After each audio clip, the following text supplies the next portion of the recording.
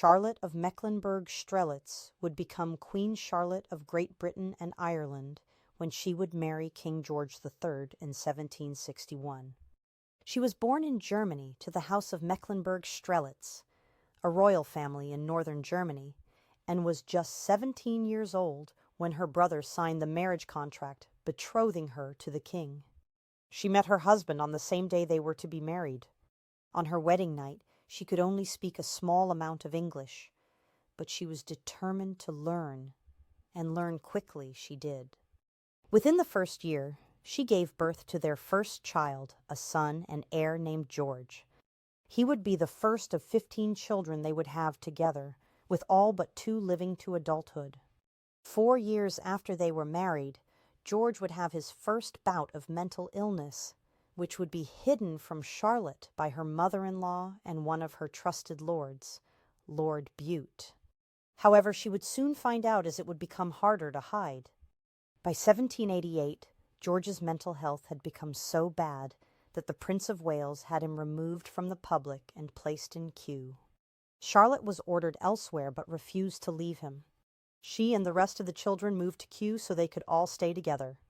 When the king was dealing with his illness, the rest of the family would stay on the other side of the palace, giving him and his doctors space to work through it. 1788 was a hard year for Charlotte as she was trying to do her best to help the king. She was also fighting with her son over regency. The Prince of Wales wanted to have his father declared insane so he could take the crown. Charlotte just wanted to protect her husband, but her son assumed she wanted to keep the power, something she had only when her husband was unable to handle his duties. By 1789, a bill was passed that stated the Prince of Wales had been named regent if the king was ever officially declared insane. In this same bill, the Queen was named his guardian in the same situation. The Queen continued to fight with her son, using her guardianship as a way to stop him from being alone with his father.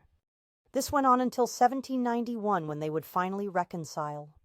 By 1792, the king was declared permanently insane. The Queen did not take this well. According to all accounts, she loved her husband and only wanted the best for him. In the years that followed, she became increasingly angry over the lack of support for finding a cure for the king. By 1804, the Queen could not be alone with the king anymore, as he had become increasingly erratic. Charlotte would pass away in 1818 with her oldest son by her side. Today, many only know King George III as the Mad King of Britain.